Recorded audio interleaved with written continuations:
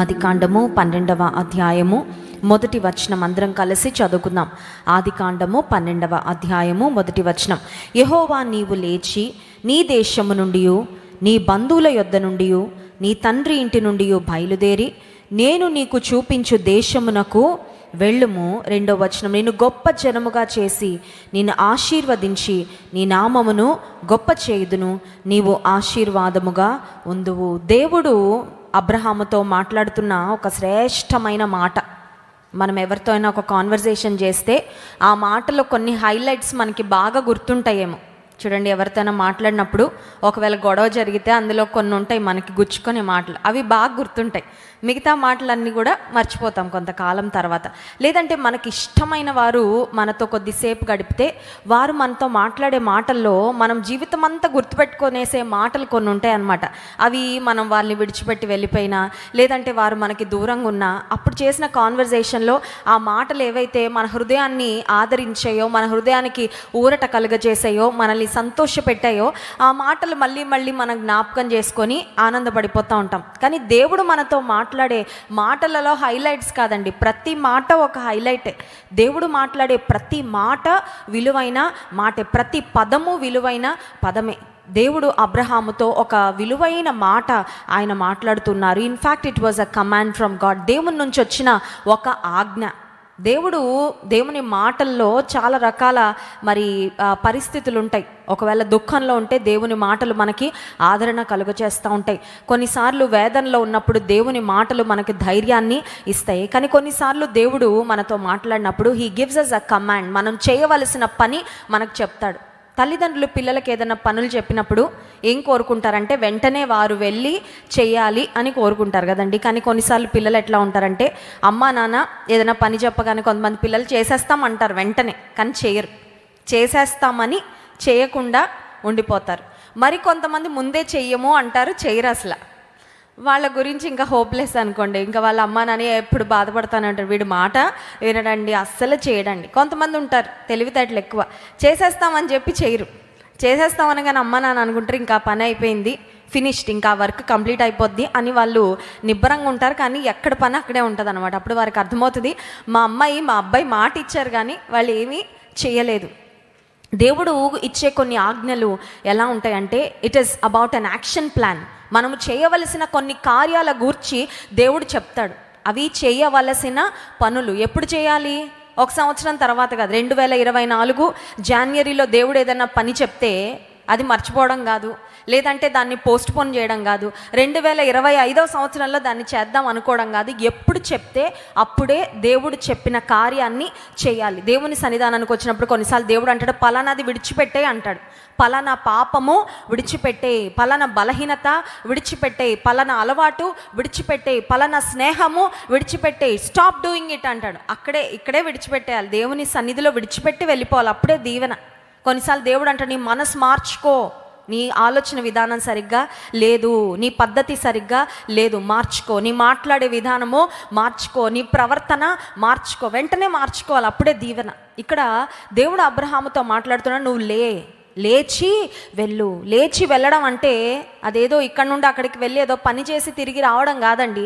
దేవుడు అంటున్నాడు, అబ్రహామా, నీవు నీ ఇంటిని, నీ బంధువులను, నీ స్వజనాంగాన్ని, నీ సొంత ఇంటిని అన్నిటినీ విడిచిపెట్టి నేను నీకు చూపించే దేశానికి వెళ్ళు. దేవుడు అంటున్నాడు, నేను నీకు చూపించిన దగ్గరికి వెళ్ళాలంటే అర్థం ఏంటంటే దేవుని డైరెక్షన్లోనే అబ్రహాము వెళ్ళాలన్నమాట. దేవుని యొక్క సూచనల ప్రకారం అబ్రహాం తను చూసుకున్న దేశం కాదు. కొన్నిసార్లు కొంతమంది యవనస్తులు ఎట్లా ఉంటారంటే, అమ్మ నాన్న దగ్గరకు వచ్చి నేను చూసుకున్నాను మీరు చేసేయండి అంటారు. అది కాదండి. దేవుని చిత్తానికి లోబడడం అంటే మనం చూసుకొని దేవుని చూడమని చెప్పడం కాదు. దేవుడు చూసిన దాన్ని మనం కూడా చూసి అంగీకరించడం, అది దేవుని చిత్తాన్ని అంగీకరించడం అంటే. ఇక్కడ అబ్రహాముతో దేవుడు చెప్తున్నాడు, నేను నీకు చూపించు దేశమునకు నీవు వెళ్ళాలి. అబ్రహాం వెంటనే బయలుదేరాడు. తన బంధువైన లోతును కూడా తీసుకొని, లోతు అన్నాడు నేను కూడా వస్తాను అంటే అబ్రహాం లోతును కూడా తీసుకొని బయలుదేరిన తర్వాత దేవుడు వాగ్దానం చేశాడు కదా, నేను నిన్ను ఆశీర్వదిస్తాను. అబ్రహాం అప్పటి వరకు బహుశా అనుకొని ఉంటాడు, మా బంధువుల దగ్గర, నా స్వజనము దగ్గర నేను కలిగి ఉన్న వాటన్నిటితో ఇక్కడ ఉంటేనే నేను ప్రాస్పర్ అవుతాను, ఇక్కడ ఉంటేనే నాకు పరిస్థితులు అన్నీ అనుకూలంగా ఉన్నాయి అని అబ్రహాం అనుకొని ఉంటాడు. కానీ దేవుడు చెప్పిన మాట, నేను చూపించే దేశానికి నువ్వు వెళ్తే నిన్ను ఆశీర్వదించే బాధ్యత నేను. చాలాసార్లు మనం అనుకుంటాం, తెలియని ప్లేస్కి వెళ్తే మా భవిష్యత్తు ఏమైపోద్దో, దేవుని చిత్తానికి అప్పగించుకుంటే ఏమైపోద్దో, నా ఫ్యూచర్ ఏం పర్వాలేదండి. దేవుడు అబ్రహాముకు వాగ్దానం చేశాడు, నేను చూపించే దేశానికి నువ్వు వెళ్ళు, నిన్ను నేను ఆశీర్వదిస్తా, నీవు నా మాట వింటే నిన్ను ఆశీర్వదించే బాధ్యత నేను తీసుకుంటాను. ఈరోజు కూడా దేవుడు అదే చెప్తున్నాడు, ఆయన మాటలకు అనుసరించి నడిచే వారిని ఆశీర్వదించే బాధ్యత ఎవరు తీసుకుంటారని ఆయన తీసుకుంటాడు. ఎందుకంటే ఆయన నడిపింపులో సాగుతున్నాం కాబట్టి మన గూర్చిన పరిపూర్ణమైన బాధ్యత దేవుడే. మన ఇష్టానుసారంగా మనం వెళ్తే మనకు వచ్చే సమస్యలకు మనమే బాధ్యులం. కొన్నిసార్లు ఎయిర్పోర్ట్స్లో, బస్ స్టాండ్లో, ట్రైన్లలో ఒక మాట మనకి నోటీస్ బోర్డులో పెడతారు, బస్సుల్లో కూడా ఉంటుంది, you are responsible for your personal belongings అని. చూసారండి, మీ సామాన్లకు, మీ వస్తువులకు మీరే బాధ్యులు. బస్సులో మీరు ఫోన్ పక్కన పెట్టి అదెవరో తీసేసుకుంటే బస్సు కండక్టర్కో డ్రైవర్కో నా ఫోన్ పోయిందంటే వాళ్ళు ఏం చేయరు, వాళ్ళు అంటారు మీ సామాన్లకు మీరే బాధ్యులు, వాటిని మీరు జాగ్రత్తగా పెట్టుకోలేదు, మీరు పోగొట్టుకున్నారు, దానికి మేమేం చేయలేము అని అంటారు కదండి.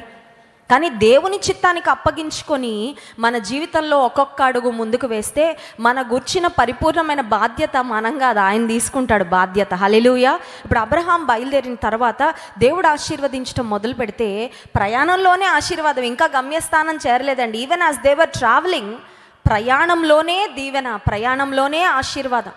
దేవుని మాటకు నువ్వు విధేయత చూపించిన ఆ క్షణము, నీవెక్కడి నుండి బయలుదేరావో, నీ ప్రయాణం ఎక్కడి నుండి ప్రారంభించావో ఆ మార్గంలోనే నీకు ఆశీర్వాదాలు కనబడతా ఉంటాయి. హల్లెలూయా. చూడండి, కొన్నిసార్లు మనం ట్రావెల్ చేస్తూ ఉంటే ఏదైనా మంచి సీనరీస్ ఉన్న ప్లేసెస్కి, లేదంటే ఏదైనా నేచర్ బ్యూటీ, కొన్నిసార్లు ప్రకృతి సిద్ధమైన అందాలను చూడడానికి కొన్ని ప్రాంతాలకు వెళ్తూ ఉంటాం. అక్కడికి వెళ్ళాక ఎంత అద్భుతంగా ఉంటుందో, కానీ దారిలో వ్యూవే చాలాసార్లు చాలా బ్యూటిఫుల్గా కనబడుతుంది. అప్పుడు అనిపిస్తుంది, అబ్బా ఈ దారిలోనే ఇంత అద్భుతంగా ఉందంటే ఇక గమ్యస్థానానికి చేరాక ఇంకెంత అద్భుతంగా. పెళ్ళవుతున్నప్పుడు రాజమండ్రికి ట్రైన్ బయలుదేరిందండి. రాజమండ్రి ట్రైన్ బయలుదేరితే ఉదయము ఐ థింక్ 6:30కో మా ట్రైన్ దిగాలి. కానీ త్వరగా లేచి మనం లగేజ్లన్నీ సెట్ చేసుకుంటాం కదా.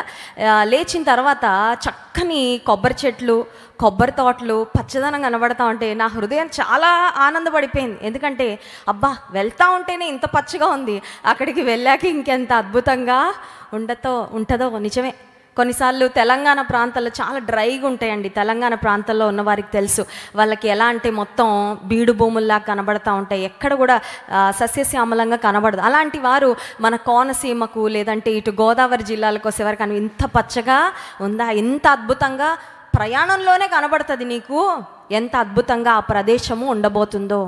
అబ్రహాము ప్రయాణాన్ని ప్రారంభించాడంతే దేవుని మాటకు విధేయత చూపించి ప్రయాణంలోనే, మార్గంలోనే దేవుని ఆశీర్వాదాలు మొదలైపోయి, ఇప్పుడు ఆ ఆశీర్వాదాలు ఎలా ఉన్నాయంటే వారు కంటైన్ చేయలేనంతగా ఉన్నాయండి. ఆ విస్తరణ ఎలా ఉందంటే ఆదికాండం 13వ అధ్యాయం చూడండి, 6వ వచనం, 5-6 వచనాలు. ఆదికాండం 13వ అధ్యాయము 5-6 వచనాలు. అబ్రాముతో కూడా వెళ్ళిన లోతుకును గొర్రెలు, గొడ్లు, గుడారములు ఉండెను గనుక వారు కలిసి నివసించుటకు ఆ ప్రదేశము చాలకపోయెను. ఎందుకనగా వారి ఆస్తి వారు కలిసి నివసించలేనంత విస్తారమై, దేవుడు ఇంక్రీజ్ ఇవ్వడం మొదలుపెట్టాడు, దేవుడు అభివృద్ధిని ఇవ్వడం మొదలుపెట్టాడు, దేవుడు విస్తరింపజేయడం మొదలు పెడితే కలిసి ఉండలేనంత విస్తరణ దేవుడు అనుగ్రహించాడంట. దేవునిలో మనం ఉంటే, దేవుని మీద ఆధారపడితే, యెహోవా నా కాపరి, నాకు లేమి కలుగదు అనే స్థితికి దేవుడు ఖచ్చితంగా తీసుకొస్తాడు. నీవు నిజంగా దేవుని మీద ఆధారపడి విశ్వాసంతో సాగితే నీ కొరతలు, నీ కొదువలు నీ మంచి కాపరి ఖచ్చితంగా తీరుస్తాడు. God will satisfy your needs. ఆయన నీ ఆశలు నెరవేరుస్తాడు, నీకున్న అవసరాలు ఖచ్చితంగా దేవాది దేవుడు తీరుస్తాడు. సరే, ఈ సమయంలో అబ్రహాము గొర్రెల కాపర్లకు, లోతు గొర్రెల కాపర్లకు కలహం వచ్చిందంట, కాన్ఫ్లిక్ట్ వచ్చింది. కాన్ఫ్లిక్ట్స్ అనేవి సహజం, మనుషులు ఎక్కడ ఉంటారో అక్కడ కోపతాపాలు ఉంటాయి కదా, భిన్నాభిప్రాయాలు ఉంటాయి. మనుషులుండి సమస్యలు ఉండకపోవడం అంటే చాలా ఆశ్చర్యం అండి. ఎక్కడ మనుషులు ఉంటారో అక్కడ ఖచ్చితంగా ఏదో ఒక చిన్న చిన్న కాన్ఫ్లిక్ట్స్ అనేవి అరైజ్ అయిపోతూ ఉంటాయి. కాన్ఫ్లిక్ట్స్ రావడం సహజం, కానీ కాన్ఫ్లిక్ట్ మేనేజ్మెంట్ అనేది చాలా పెద్ద కళది. అంటే సమస్యలను పరిష్కరించగలిగే ఆ సామర్థ్యం అనేది అది అందరికి ఉండదు. అందరికీ యూజువల్గా ఉండే సామర్థ్యం ఏంటంటే సమస్యలు పెంచే సామర్థ్యం ఉంటుంది అందరికీ. యూజువల్గా ఉన్న ఇంత సమస్యను ఇంత చేస్తారు కొంతమంది కదండి. లేదంటే ఉన్న సమస్యని ఇంకా దాన్ని కార్పెట్ కిందకి తోసినట్టు తోస్తారు, కానీ సమస్య మాత్రం అట్లాగే ఉంటుంది, పరిష్కారము అవ్వదు. కానీ దేవుని కలిగిన వారిలో దేవుడిచ్చే ఒక స్కిల్ ఏంటంటే, ఒక తలాంత్ ఏంటంటే సమస్యలను పరిష్కరించగలిగే తలాంతు. అది అబ్రహాములో ఉందండి. అబ్రహాము దేవుని స్నేహితుడుగా ఉన్నాడు, దేవునితో సహవాసం చేసే వ్యక్తిగా ఉన్నాడు. ఇప్పుడు లోతుని పిలిచి అబ్రహాం చెప్తున్నాడు, లోతు మనకి ఇలా గొడవలు ఉండడానికి వీలు లేదయ్యా. మనకి ఇలా గొడవలు ఉంటే అది దేవునికి మహిమ కాదు. కాబట్టి will take a decision now అని 9వ వచనం చూడండి. ఆదికాండం 13వ అధ్యాయం 9వ వచనం. ఈ దేశమంతయు నీ ఎదుట ఉన్నది కదా, దయచేసి నన్ను విడిచి వేరుగా ఉండుము. నీవు ఎడమ తట్టునకు వెళ్ళిన ఎడల నేను కుడి తట్టునకును, నీవు కుడి తట్టునకు వెళ్ళిన ఎడల నేను ఎడమ తట్టునకును వెళ్ళుదునని లోతుతో చెప్పగా 10వ వచనం అందరూ చదువుతారా? ఆదికాండం 13వ అధ్యాయం 10వ వచనం.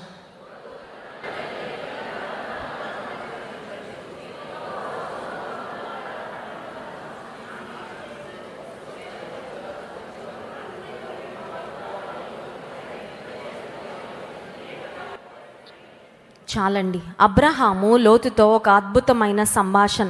ఏం సంభాషణ అంటే, లోతు మొదట ఎంపిక నువ్వు చేసుకో అయ్యా, నువ్వు విడిచిపెట్టేసింది నేను తీసుకుంటాను. ఇది ఎవరైనా చెప్తారండి? మామూలుగా ఒక ప్లేట్లో 2 కేకులు వచ్చినాయి.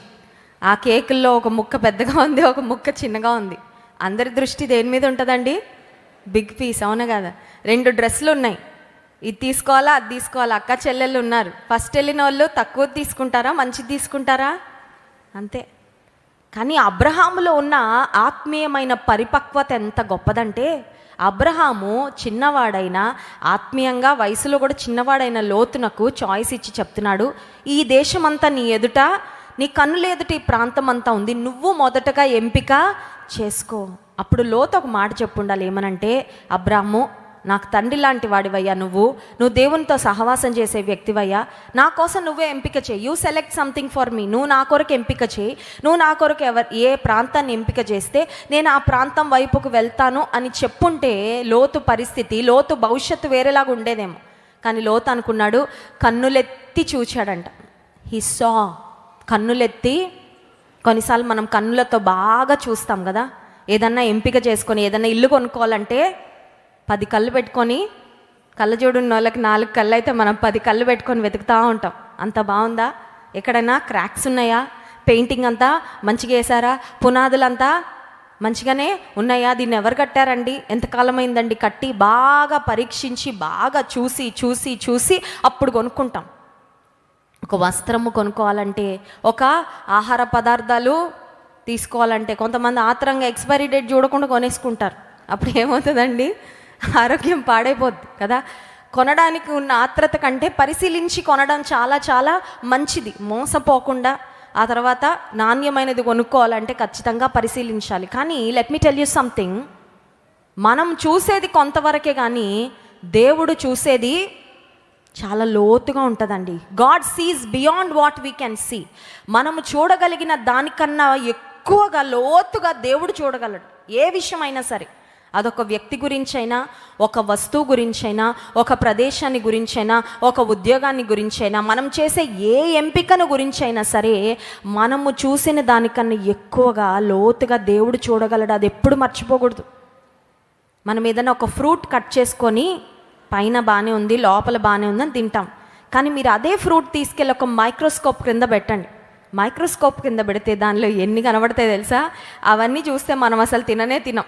అమ్మో, ఇన్ని పురుగులు ఉన్నాయా? చిన్న చిన్న మైక్రో ఆర్గానిజం, కంటికి కనబడని సూక్ష్మ పదార్థాలు మనం తినే పండ్లలో, తర్వాత కూరగాయల్లో, ఆ తర్వాత వస్తువుల్లో కొన్నిసార్లు అట్లా మూత పెట్టకుండా వడ్డించి అటు ఇటు తిరిగేసి వస్తాం. దాని మీద ఎన్నో కూర్చుంటాయి వెళ్ళి, కానీ మనం పట్టించుకోం, ఎందుకంటే మనకు కనబడవు కాబట్టి. The human eye can only see to a certain extent. భౌతిక పరమైన కన్ను కొంతవరకే చూడగలదు, కానీ దేవుని కన్ను అన్నిటినీ చూడగలదు. హల్లెలూయా. లోతు తన జీవితంలో కన్నులెత్తి, దేవా నీ కన్నులకు అన్నీ కనబడుతున్నాయి కదయ్యా, నేను ఏ ప్రదేశానికి వెళ్ళమంటావు అని అడుగుంటే చాలా బాగుండేదండి. లోతు ఎంపిక చేసుకుంటున్నప్పుడు ప్రార్థన చేసినట్లు ఎక్కడ కూడా మనకి కనబడదు. దేవుని సహాయాన్ని కోరినట్లు ఎక్కడ కూడా మనకి కనబడదు. మీరు చదివిన 10వ వచనంలో లోతు తన కన్నులెత్తి యోర్దాను ప్రాంతం అంతటినీ చూచెను. యెహోవా సొదొమ గొమొర్రాను పట్టణములను నాశనము చేయక మునుపు సోయరు వచ్చు వరకు అదంతయు యెహోవా తోట వలె, ఐగుప్తు దేశము వలె నీరు పారు దేశమై. We only can understand to a certain extent. పరిస్థితులను ఒక పరిమితి వరకే మనం అంచనా వేయగలం. కానీ పరిస్థితులను గూర్చిన పరిపూర్ణమైన అవగాహన ఎవరికి ఉంటుందంటే దేవునికి ఉంటుంది. ఒక వ్యక్తి నీ దగ్గరకు వచ్చి నీతో చాలా మంచిగా మాట్లాడారంటే నీకు వారి మాటలను బట్టి నువ్వు కొంత ఒక ఇన్ఫరెన్స్కి వస్తావు. ఓహో, వీరికి నా మీద ఇలాంటి అభిప్రాయము ఉందన్నమాట, వీరు ఇలా మాట్లాడుతున్నారంటే వీరు నా మంచి కోరుతున్నారనమాట. కానీ వారి అంతరంగంలో అసలు ఏ ఉద్దేశం ఉందో మనకు తెలియదు. అది ఎవరికి తెలుసు? మా తండ్రి గారు ఎవరు ఆయనని కలవడానికి వచ్చినప్పటికీ మా తండ్రి గారికి ఉన్న ఒక అలవాటు ఏంటంటే, ఎవరినైనా వెళ్ళి కలవాలన్నా కూడా ముందు మోకాళ్ళు వేసి ప్రార్థన చేసి వెళ్ళి కలుస్తారు. మా చిన్నప్పుడు ఎక్కువగా మా తండ్రిని గమనిస్తూ ఉండేదాన్ని. ఒకరోజు అలాగే మా తండ్రి గారిని కలవడానికి ఎవరో వ్యక్తులు, స్ట్రేంజర్స్, కొత్త వారు వచ్చినప్పుడు మా నాన్నగారికి అలవాటు బయటకు వెళ్ళి వారిని కలవడానికి ముందు ఆయన మోకాళ్ళు వేసి మంచం దగ్గర ప్రార్థన చేసుకొని అప్పుడు వెళ్ళారు. సరే, వెళ్ళిన తర్వాత వారితో కొద్దిసేపు మాట్లాడి వారిని పంపించేసి వచ్చిన తర్వాత మా తండ్రి గారు చెప్పిన మా తండ్రి చేస్తున్న సంభాషణలో నాకు ఒక విషయం అర్థమైంది. అదేంటంటే, వారు వచ్చింది చాలా మంచిగా వచ్చారు, చాలా మంచి మాటలు మాట్లాడుతూ వచ్చారు, కానీ వాళ్ళు ఒక దురుద్దేశంతో వచ్చారు. తండ్రి ఎప్పుడైతే మోకరించి ప్రార్థన చేశారో మా తండ్రి దేవుడు తనకు తెలియపరిచారు, వారు మంచి వ్యక్తులు కాదు, వారు ఒక ముసుగేసుకొని వచ్చారు మీ దగ్గరికి, కానీ ఒక మంచి ఉద్దేశంతో వారు రాలేదు, కనుక వారితో జాగ్రత్తగా ఉండాలి. దేవుడు ఎప్పుడైతే ఆ ఆలోచన నా తండ్రి హృదయంలో పెట్టారో మా తండ్రి వెళ్ళి చాలా జాగ్రత్తగా మాట్లాడి ఆ సంభాషణని ఎంతవరకు ఆపాలో అంతవరకు ఆపేసి వారిని పంపించి తిరిగి వచ్చి. ఎందుకు ఈ మాట చెప్తున్నానంటే, దేవుని మీద ఆధారపడకుండా ఎవరు వస్తే వారితో ఎంతసేపు పడితే అంతసేపు నోటికొచ్చినవన్నీ, మనసుకొచ్చిన ప్రతి ఆలోచన మాట్లాడడం వలన నష్టపోయిన వారు లేరా అండి? కొంతమంది వారి ఇంటికి ఎవరు వస్తే వారికి మొత్తం ఇల్లంతా బయట పెడతారు, అనుకుంటారు వాళ్ళు చాలా మంచివాళ్ళు, వాళ్ళు చాలా నా క్షేమాన్ని కోరుతున్నవారని అనవసరమైనవన్నీ మాట్లాడి ఇప్పుడు వారేం చేస్తారంటే ఇంటిలో తీసుకున్న ఉప్పు బయటంతా చెడు ప్రచారం చేసి నీ ఇంటి గౌరవాన్ని మంట కలుపుతూ ఉన్నారు. వాళ్ళు నీ విలువను వాళ్ళు తీసేస్తూ ఉన్నారు. నీకు అర్థం కావట్లేదు. నువ్వు బయటకు వెళ్ళిన వారు నీ గురించి ఎలాంటి మాటలు మాట్లాడుతున్నారు నీకు తెలియట్లేదు. కానీ దేవుని మీద ఆధారపడితే, when you base on God's understanding, దేవుని యొక్క ఆలోచన మీద ఆధారపడినప్పుడు, దేవుని యొక్క జ్ఞానం మీద ఆధారపడినప్పుడు, నీ జ్ఞానముతో నువ్వు తెలుసుకోలేని విషయాలు కూడా హృదయాంతరంగములను పరిశీలించే దేవుడు ఆయన నీకు బయలుపరిచేవాడు. కానీ ఇక్కడ లోతు తను పరిస్థితులను కొంతవరకే గ్రహించగలిగాడు. తన మనసుకు, తన గ్రహింపుకు చాలా శ్రేష్టంగా అనిపించింది, నిర్ణయము తీసుకున్నాడు. ఇప్పుడు ఇక్కడ ఒక మాట వ్రాయబడింది చూడండి 10వ వచనంలో, సొదొమ గొమొర్రాను పట్టణములను నాశనము చేయక మునుపు. ఈ సొదొమ గొమొర్రా అనే పట్టణముల యొక్క భవిష్యత్తు ఏంటంటే నాశనం. కానీ ప్రెజెంట్ ఎట్లా ఉందంటే అద్భుతంగా ఉన్నాయి. ఎలా ఉందంట? దేవుని తోట లాగా ఉందంట. అర్థమవుతుందండి? కొన్నిసార్లు బెస్ట్ ప్రోడక్ట్స్కి డూప్లికేట్స్ వస్తాయి తెలుసా? డూప్లికేట్స్. మీరు చూడండి, ఎవరైనా ఒక స్టాండర్డ్ సెట్ చేసిన వాళ్ళు సొసైటీలో ఉంటే వారికి డూపులు కూడా ఉంటారు, అవును కదా? ఎవరైనా సమాజంలో ఒక ఉన్నత స్థితికి వస్తే వారిని అనుకరించేవారు అంటే వింటే మనకు అనిపిస్తుంది వాళ్ళే అనిపిస్తుంది. వాళ్ళ మాటలైనా, వారి పాటలైనా, వారి యొక్క సంభాషణ సేమ్ అనిపిస్తుంది, కానీ but they are not the original figure అనమాట. వాళ్ళు అసలు ఆ వ్యక్తులు కాదు, కానీ వారిని అనుకరించే వారు. వస్తువులు కూడా అంతే. ఇప్పుడు సొదొమ గొమొర్రా అనే ప్రాంతము ఎట్లా కనబడుతుంది లోతుకి అంటే, యెహోవా తోట వలె. ఇప్పుడు పరిస్థితి అది, కానీ దాని ఫ్యూచర్ ఏంటంటే డిస్ట్రక్షన్. కొన్నిసార్లు మనకు కళ్ళకు ఇప్పుడు పచ్చగా కనబడేవి రేపు పొద్దున అవి నాశనం అయిపోతాయేమో, భవిష్యత్తు మనకు తెలీదు. God knows the future, but we only know the present. మనిషికి ఏం తెలుసు అంటే ఇప్పుడున్నది తెలుసు, కానీ భవిష్యత్తు ఎవరికి తెలుసు అంటే కొన్ని సంవత్సరాల తర్వాత రాజమండ్రి ఎట్లా ఉంటుంది మనకు తెలీదు. కొన్ని సంవత్సరాల తర్వాత భారతదేశ పరిస్థితులు ఎట్లా ఉంటాయి మనకు తెలీదు. కొన్ని సంవత్సరాల తర్వాత నువ్వు పెళ్లి చేసుకోబోయే వ్యక్తిని నిన్ను ఎలా చూసుకుంటాడో నీకు తెలీదు. కానీ నీకేం తెలుసు అంటే ఇప్పుడే తెలుసు అంతే.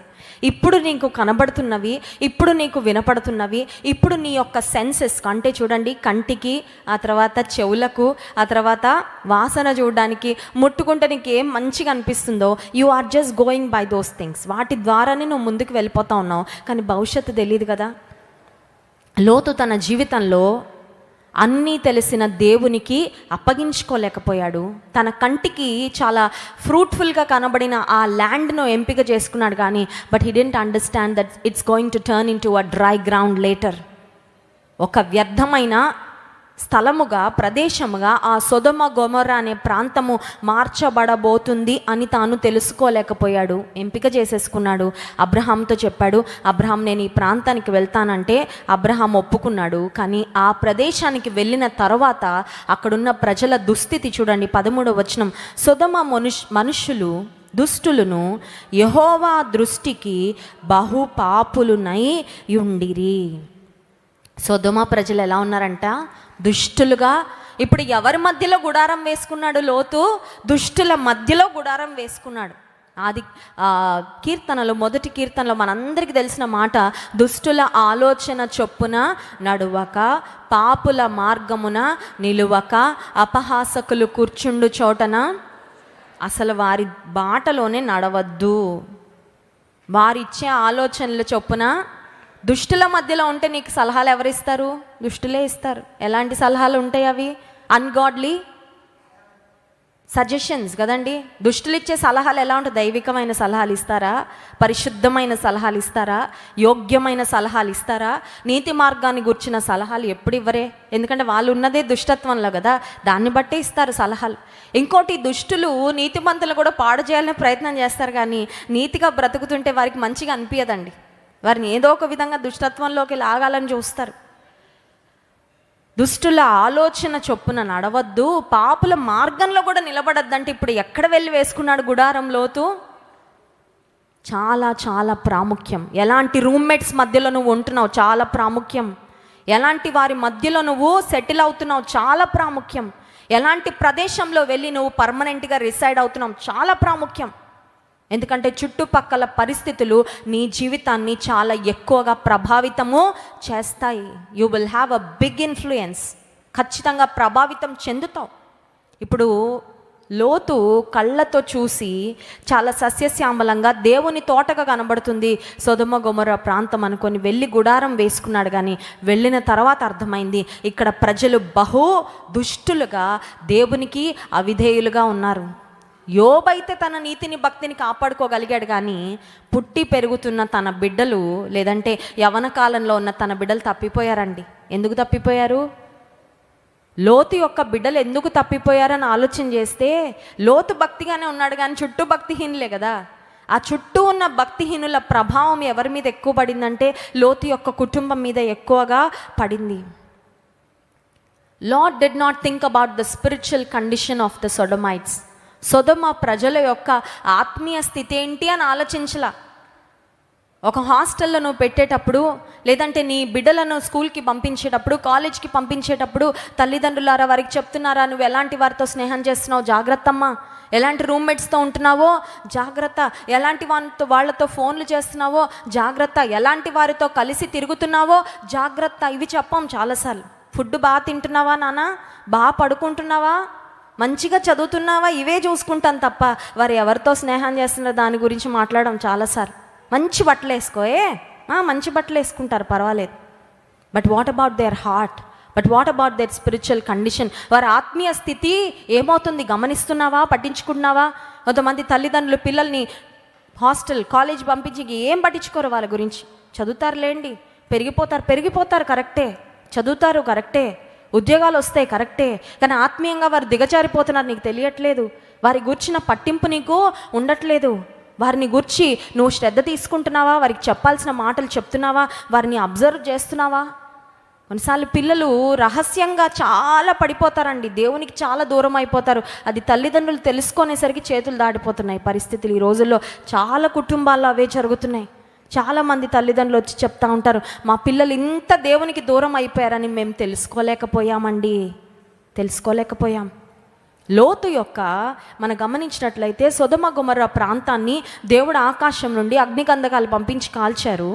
అయితే ఆ సందర్భానికి ముందు దేవుడు లోతును ప్రేమించి లోతు యొక్క కుటుంబాన్ని నశింపజేయకుండా 2 దేవదూతలను పంపించి వారిని బయటకు తీసుకొస్తారు వెలుపలికి. అప్పుడు లోతు, అతని భార్య, అతని 2 కుమార్తెలు బయటకు వచ్చారు. కానీ చరిత్ర గ్రంథాలలో మనం గమనించినట్లయితే అక్కడ మనం చూసే మాట, లోతుకి కుమారులు కూడా ఉన్నారంట. Lot did not just have daughters, కొడుకులు కూడా ఉన్నారు. కానీ ఆ కుమారులు ఏమైపోయారంటే మిగిలిపోయారు. కుమారులు అన్నారు, నాన్న నువ్వు వెళ్ళలే, దేవదూతలు వచ్చి నేను తీసుకెళ్తే నువ్వు వెళ్ళు, మాకు ఇష్టం లేదు, మేము రాము, మాకు ఇక్కడే బాగుంది, ఇక్కడున్న దుష్టత్వము, ఇక్కడున్న పాపము, ఇక్కడున్న వ్యభిచారం మాకు చాలా కంఫర్టబుల్గా ఉంది, we want to stay here. నువ్వు వెళ్తానంటే ఆకాశం నుండి గంధకాలు వస్తే అప్పుడు చూసుకుందాంలే.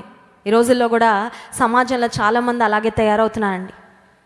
భవిష్యత్తు గురించి అప్పుడు చూసుకుందామండి, నాశనం వస్తే అప్పుడు చూసుకుందామండి, నిత్య జీవితాన్ని గురించి తర్వాత చూసుకుందామండి, ముందు ఈ లైఫ్ని ఎంజాయ్ చేయనివ్వండి. అశ్రద్ధలో బ్రతికేవారు, అంధకారంలో బ్రతికేవారు, కన్నులు మనోనేత్రాలను అపవాది చాలామంది గుడ్డితనం కలుగజేసింది. బయటకు బాగానే చూస్తున్నారు, బయట కళ్ళు బాగానే కనబడుతున్నాయి, కానీ ఆత్మీయమైన అంధత్వంలో ఏది వాస్తవము ఏది అవాస్తవము తెలుసుకోలేని స్థితిలో చాలామంది జీవిస్తూ ఉన్నారు. లోతు కుమారులు కూడా ఉన్నారు. చరిత్ర గ్రంథంలో మనం చూసినట్లయితే ఆ విషయం అర్థమవుతుంది. But they remained back. వాళ్ళు ఏమైపోయారు? అగ్నికి ఆహుతి అయిపోయారు. లోతు భార్య అయితే బయటకు వచ్చింది. దేవుని దూతలు చాలా క్లియర్గా చెప్పారు, వెనక్కి మాత్రం తిరిగి చూడద్దు. నీకెన్ని సంపదలన్నా ఉండని, నీకెంత ఆస్తన్నా ఉండని, నీకెంత బంగారమైనా ఉండని, నీకెంత విలువైన వస్త్రాలైనా ఉండని, వాటిని నువ్వు దేవుని కన్నా ఎక్కువగా ప్రేమించి వాటికి ఎక్కువ విలువ ఇచ్చావంటే ఫినిష్డ్. లోతు భార్య ఏమైపోయిందండి? ఉప్పు స్తంభంగా. లోతు ఒక మాటలో చెప్పాలంటే అందరినీ కోల్పోయాడండి. భార్య ఏమో ఉప్పు స్తంభం అయిపోయింది, కొడుకులేమో అక్కడే అగ్నికి ఆహుతి అయిపోయారు. కుమార్తెలు 2 భయంకరమైన పాపం చేసి ఆత్మీయంగా హీ లాస్ట్ దెమ్ స్పిరిచువల్లీ, వారిని కూడా ఆత్మీయంగా కోల్పోయాడు. ఎవరు మిగిలారంటే ఒక్కడు మిగిలాడు. ఎంత వేసుకొని వెళ్ళాడు సొదొమ ప్రాంతానికి, సొదొమ గొమొర్రా ప్రాంతానికి లోతు వెళ్ళినప్పుడు ఎంత బాగున్నాడంటే బహు విస్తారమైన ఆస్తిపాస్తులు, ధనము, కుటుంబము, స్పిరిచువల్గా కూడా చాలా బాగున్నారు అబ్రహాంతో ఉన్నంత వరకు. కానీ ఒక్కసారి ఆత్మీయమైన సహవాసము దూరం అవ్వగానే ఏమైపోయిందంటే లోక పరిస్థితుల ప్రభావం బాగా పడిపోయింది. కొంతమంది దేవునిలోకి వచ్చినప్పటికీ లోక సంబంధమైన స్నేహాలు, బంధుత్వాలు వదలరండి, వాటిని పట్టుకొనే వేలాడుతూ ఉంటారు.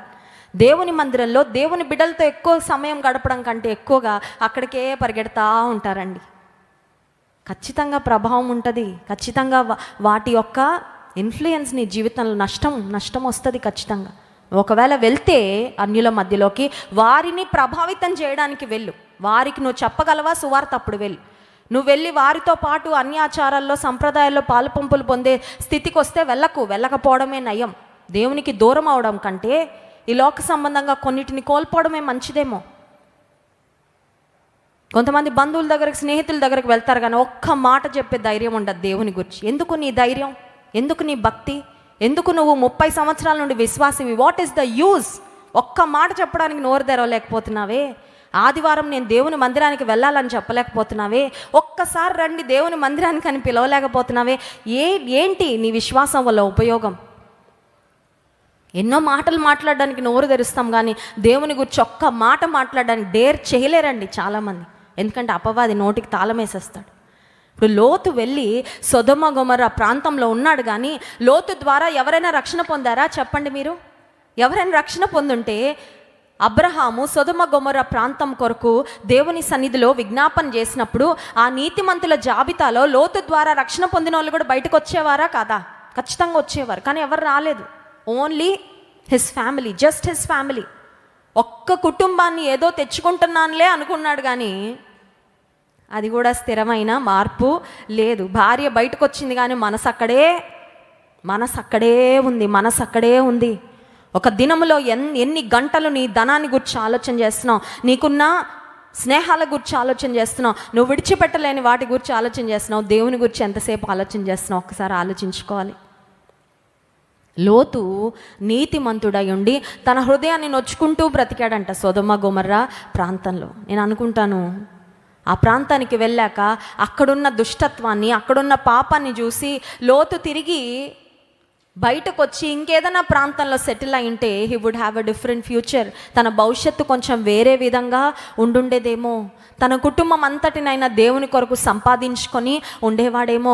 ఒక ఆశీర్వాదకరమైన స్థితిలో లోతు బ్రతికేవాడేమో. కానీ అలాంటి స్థితి పొందుకోలేకపోయాడు లోతు. చాలా సంపద, చాలా ఆస్తి తీసుకొని సంతోషంగా వెళ్ళిన లోతు సొదొమ గొమొర్రా ప్రాంతం నుండి ఒక్క మాటలో చెప్పాలంటే ఒక్కడిగానే బయటకు వచ్చాడండి.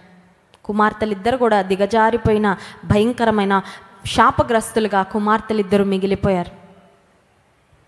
2024వ సంవత్సరము ప్రారంభంలో మనం ఉన్నాము. ఈ సంవత్సరంలో మనం తీసుకునే ఎంపికల గురించి ఒకసారి ఆలోచన చేయాలి. మన కంటికి మంచిగా అనిపించినవి, మన కంటికి ఇంపుగా అనిపించినవి, మన కంటికి యోగ్యంగా అనిపించినవి నీకు అనిపించవచ్చు. నీ కళ్ళకు కొన్ని మంచిగా కనిపించవచ్చు. నీ యొక్క అండర్స్టాండింగ్కు, నీకున్న జ్ఞానానికి, నీకున్న గ్రహింపుకు కొంతవరకే తెలుసు. కానీ దేవుని యొక్క గ్రహింపు, God's understanding is beyond what you can understand, beyond what you can fathom. నువ్వు ఊహించిన దానికన్నా ఎక్కువగా దేవుడు గ్రహించగలిగిన వాడు. నువ్వు చూసిన దానికన్నా ఎక్కువగా చూడగలడు దేవుడు ఒక పరిస్థితిని. నువ్వు ఏది ఎంపిక చేసుకుంటున్నావో దాని భవిష్యత్తు ఎలా ఉండబోతుందో కూడా దేవునికి చాలా బాగా తెలుసు. యేసుక్రీస్తు ప్రభు గెత్సెమనే తోటలో ఆయన వేదన పొందుతూ సిలువ మరణం పొందడానికి ముందు ఆయన ఒక ప్రార్థన చేశారు. చూడండి, లూకాసు వార్త 22వ అధ్యాయము 42వ వచనం. లూకాసు వార్త 22వ అధ్యాయము 42వ వచనం. తండ్రి, ఈ గిన్నె నా యొద్ద నుండి తొలగించుటకు నీ చిత్తమైతే తొలగించుము, అయినను నా ఇష్టము కాదు నీ చిత్తమే సిద్ధించును గాక అని ప్రార్థించెను. నీ చిత్తమైతే ఈ గిన్నె నా యొద్ద నుండి తొలగించు, కానీ నా ఇష్టము. Jesus knew how he would suffer. సిలువ మరణానికి వెళ్ళక మునుపు సిలువ మరణం ఎలా ఉండబోతుందో ఆయన కంప్లీట్గా తెలుసండి. ఆపరేషన్ లైఫ్లో ఫస్ట్ టైం చేయించుకునే వాళ్ళకి ఆపరేషన్ అంటే ఇలా ఉంటుందేమో, అలా ఉంటుందేమో, అయ్యాకి ఇలా ఉంటుందేమో, అలా ఉంటుందేమో, కొన్ని ఊహాగానాలు ఉంటాయేమో. కానీ రియాలిటీలోకి వెళ్ళాక అర్థమవుతుంది, ఇంత పెయినే ఉంటుంది అనుకున్నా కానీ ఎక్కువ ఉందే పెయిన్. ఇంతకాలమే నేను బెడ్ మీద ఉంటాను అనుకున్నా, ఇంకా ఎక్కువ టైం పడుతుందే రికవర్ అవ్వడానికి. ఎక్స్పీరియన్స్లోకి వచ్చాక కొన్ని విషయాలు ఎక్కువ తెలుస్తాయి. కానీ యేసుక్రీస్తు ప్రభు దైవ మానవుడు కాబట్టి he had a total understanding of how the cross would be. సిలువ మరణము, సిలువ శ్రమ ఎలా ఉండబోతుందో పరిపూర్ణంగా తెలుసండి. పరిపూర్ణంగా తెలుసుండి ఒక ప్రార్థన చేస్తున్నాడు, తండ్రి నీకు ఇష్టమైతే ఈ గిన్నె నా యొద్ద నుండి తొలగించు, అయినా నా చిత్తము.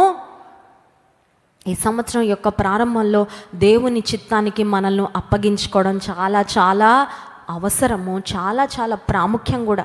ఎందుకంటే దేవుని చిత్తం నుండి తొలగితే దేవునికి దూరం అయిపోయినట్లు, అవునా కాదండి? దేవుని చిత్తాన్ని గ్రహిస్తూ నువ్వు సాగితే నువ్వు దేవునిలో కొనసాగినట్టు, దేవుని ఘనపరుస్తావు ఖచ్చితంగా. దేవుని చిత్తంలో ఉంటే దేవుని ఘనపరుస్తాం ఖచ్చితంగా. దేవుని చిత్తంలో ఉంటే తప్పటడుగులు ఎప్పుడు కూడా వెయ్యం. కానీ దేవుని చిత్తం నుండి తొలగిపోతే, దేవుని చిత్తానికి దూరం అయితే, దేవుని చిత్తాన్ని గ్రహించలేని స్థితిలో ఉన్నామంటే అర్థం ఏంటంటే దేవునికి దూరంగా ఉన్నాము అని. చాలాసార్లు దేవునికి దగ్గరగా ఉన్నాము అనుకుంటూనే కొన్నిసార్లు మనం దేవునికి దూరంగా వెళ్ళిపోతున్న దానికి సూచనలు ఏంటంటే ప్రార్థన చేయాలనిపించదు. అర్థమవుతుందండి? డాక్టర్ దగ్గరికి వెళ్ళి ఆకలి అనిపించట్లేదండి అంటే ఏదో రోగం ఉంది కంపల్సరీ. నాకు యాపిటైట్ ఉండట్లేదండి అంటే డాక్టర్ అంటాడు ఏదో వ్యాధి ఉందమ్మా, టెల్ మీ మోర్, ఇంకా నీకేం లక్షణాలు ఉన్నాయి నీ దేహంలో ఒకసారి చెప్పు అని అడుగుతారు. దేవునికి దూరం అవుతున్నామంటే ఏంటంటే ఆత్మీయంగా ఆకలి ఉండదు. వాక్యము బైబిల్ చూడగానే పట్టుకోవాలనిపించదు.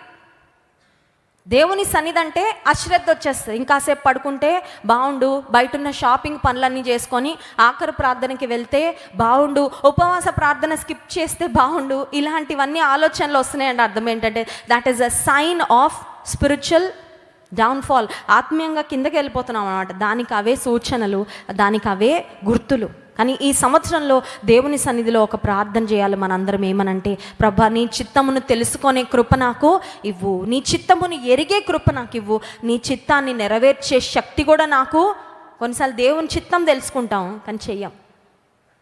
దేవుని చిత్తం అడుగుతాం, చెప్పయ్యా చెప్పయ్యా చెప్పాక వద్దయ్యా కష్టంగా, నా వల్ల కాదులే అయ్యా, ఇంకెవరికైనా ఇవ్వు ఆ పని, ఇంకెవరితో అన్నా చేయించుకో, నా వల్ల నాకు వేరే కమిట్మెంట్స్ ఉన్నాయ్యా, నా బాడీ సహకరించదయ్యా, లేదంటే నేను వచ్చే నిందలకు అవమానాలకు సిద్ధంగా లేనయ్యా, ఐఎమ్ నాట్ రెడీ. కొన్నిసార్లు అంటాం దేవా తర్వాత చేస్తానులే అయ్యా, లేదంటే కొన్నిసార్లు సాకులు చెప్తాం మోసేలాగా, ఏమని, గొట్టి మాంద్యం గలవాడినయ్యా, నన్ను ఎంచుకున్నావయ్యా, నాకంతా లేదు. నీకెంతుందో ఆయనకు, నీకు ఉందని కాదు నిన్ను ఎంచుకుంటుంది, ఆయన వాడుకోవాలని నిన్ను ఎంచుకుంటున్నాడు. నీకేం అవసరమో అది ఇచ్చి ఆయన వాడుకొని ఆయన మహిమ పొందుతాడు. హల్లెలూయా. Do not look at your own strength. నీ స్వంత శక్తిని చూసుకోవద్దు, నీ స్వంత బలాన్ని చూసుకోవద్దు, నీ సొంత సామర్థ్యాన్ని చూసుకోవద్దు. అలా చూసుకుంటున్నావంటే నువ్వు దేవుని మీద ఆధారపడట్లేదు. దేవుని వైపు చూడంతే. ప్రభా నీ చిత్తము నెరవేర్చు నా ద్వారా, నీ చిత్తము జరిగించుకో నా జీవితంలో, నీ చిత్తం జరిగించడానికి నేను ready. I'm ready to put my hand in your hand. నీ చేతిలో నా చేయి పెట్టడానికి నేను సిద్ధంగా. చెప్పగలమా? ఈ ఉదయకాల సమయంలో చెప్దామా, దేవా నీ చేతిలో నా చేతిని పెడతాను, నువ్వు ఎటు తీసుకెళ్తే అటు, నువ్వు ఏం చేయమంటే అది చేస్తా, ఎక్కడ ఉండమంటే అది కూడా ముఖ్యమండి. చిన్నపిల్లలు చూడండి, అక్కడ ఉండమంటే వాడికి, మొన్న మా అమ్మాయితో అన్నాను, ఇది చేయొద్దు అన్న, అంటుంది నువ్వు ఊరికే చేయొద్దు అనకు మమ్మీ, నాకు అదే చేయాలనిపిస్తుంది అంట. ఏంటంట, ఊరికే నేను 10 సార్లు ఎందుకు చెప్తున్నానంటే అది చాలా ఇంపార్టెంట్ చేయొద్దని, కానీ వాళ్ళకి ఎట్లా అనిపిస్తుందంట, వద్దొద్దు అంటే ఎక్కువ చేయాలి కదండి. మానవ స్వభావం అదే. దేవుడు చెయ్యొద్దంటే అక్కడికే వెళ్తాం, దేవుడు ఇక్కడే ఉండంటే అంతా తిరుగుతాం కదా, ఊరంతా తిరిగేసి అక్కడ మాత్రం ఉండం. ఏంటయ్యా నాకు ఏదో చేతులు కట్టి పడేసినట్లు. దేవుని పాదాల దగ్గర కొన్నిసార్లు కూర్చుని ఉండాలండి అంతే. ఊరంతా తిరిగితే రాదు ఆశీర్వాదం. కొన్నిసార్లు ఆయన పాదాల దగ్గర కూర్చొని ఉండడం అంతే. మరియా యేసు పాదాల దగ్గర కూర్చొని నేర్చు, learning in silence, learning in submission, మౌనంగా కూర్చొని ఆయన పాదాల దగ్గర బడిగా వేరే ఏ ఆలోచన పెట్టుకోకుండా, ప్రభా నీ చిత్తం నాకు తెలియపరచు, నీ మార్గాలు నాకు తెలియపరచు, నీ ఉద్దేశాలు నాకు తెలియపరచు, దేవా నాతో మాట్లాడు, నా స్థితి ఏంటో నాకు చూపించు, నీ మహిమను నాకు కనుపరచు. కళ్ళు మూసుకోండి, ప్రార్థన చేసుకుందాం. ఉదయకాల సమయంలో అబ్రహాము లోతుల జీవితం నుండి దేవుడు అనేక విషయాలు మనతో మాట్లాడాడు.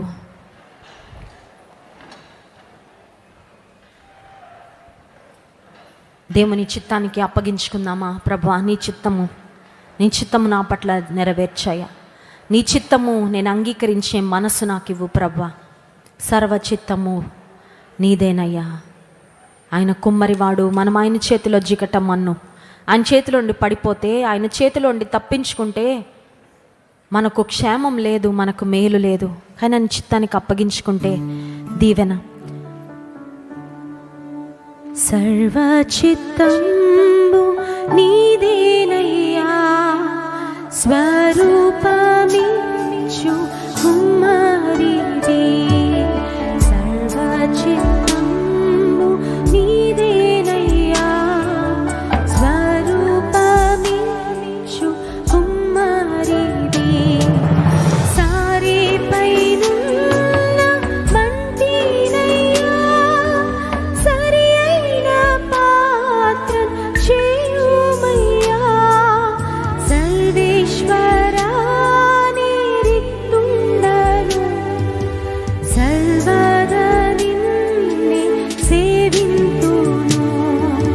సర్వచిత్తంబు నీదేనయ్యా, స్వరూపమిచ్చు కుమ్మరిది.